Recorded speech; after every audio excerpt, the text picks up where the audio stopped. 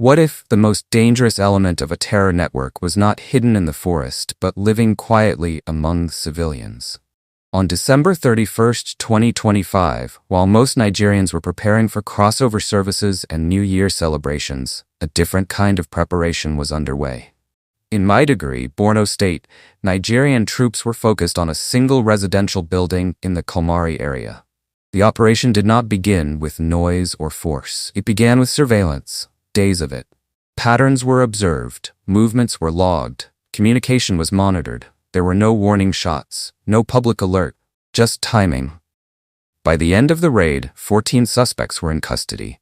At that moment, the arrests meant little to the public. There was no explosion prevented in real time, no dramatic announcement, just a brief military statement.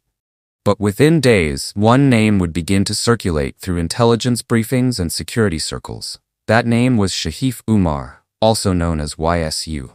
According to the Joint Task Force under Operation Hadin Kai, Umar was not arrested as a combatant. He was arrested as a coordinator. Military intelligence did not describe him as someone who carried out attacks. They described him as someone who made attacks possible. Officials say his role focused on recruitment, logistics, and movement.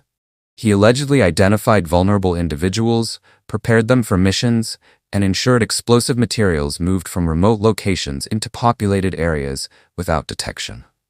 These claims were not released casually. They followed weeks of interrogations and cross-checking. The turning point came from testimony.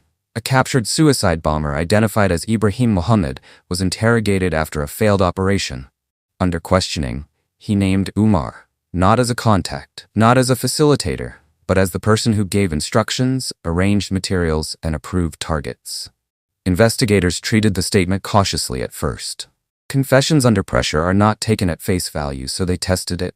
Communications records, movement timelines, witness accounts, the information aligned. That testimony connected Umar directly to the December 24, 2025 attack at Gambu Mosque.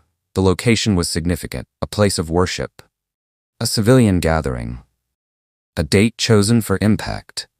Military officials say the bomber involved in that attack was acting under direction, not initiative. At this point, the case already pointed to a structured network, but the investigation did not stop with Umar's individual role. What followed shifted the focus from operations to environment. During searches of the Kalmari residence, investigators found evidence suggesting the house had been used as a transit location. According to military sources, suicide bombers had stayed there temporarily, not in hiding, but in plain sight. The investigation then moved inward. Umar's wife, Yagana Modu, was questioned.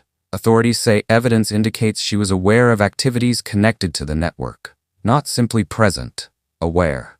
The distinction matters legally and operationally. Then came the statement from Umar's stepdaughter, Amina. She admitted that individuals later identified as bombers had stayed in the home. That admission reframed the case. This was no longer about a single organizer operating alone. It suggested a domestic setting functioning as part of an operational chain. Not a camp, not a safe house in a remote area. A family residence inside a city. As interrogations continued, another threat emerged.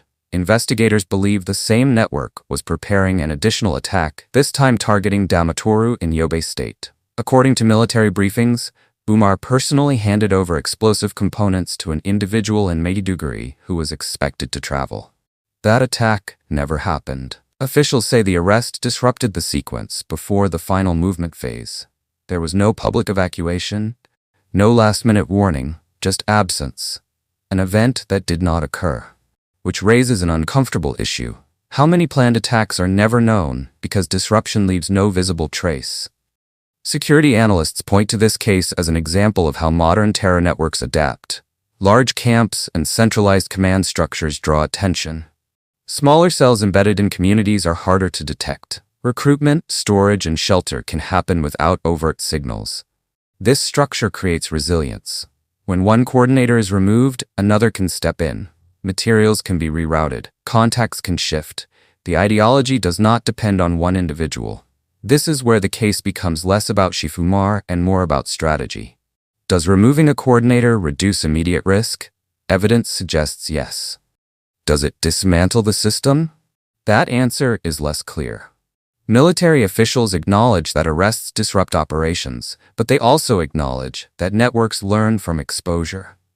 As of January 2026, all suspects remain under what the military describes as intensive, multi-layered investigation. Authorities say they are still searching for additional explosive materials, financial sponsors, and secondary coordinators who may not have been present during the raid. No trial dates have been announced, no full network map has been released. For now, Maiduguri is quieter. But quiet does not always mean resolved, which leads to the final question that remains unanswered. Was this operation a decisive interruption, or evidence of how deeply these networks can embed themselves before detection? And if coordination can exist inside an ordinary household, how many similar structures remain unnoticed?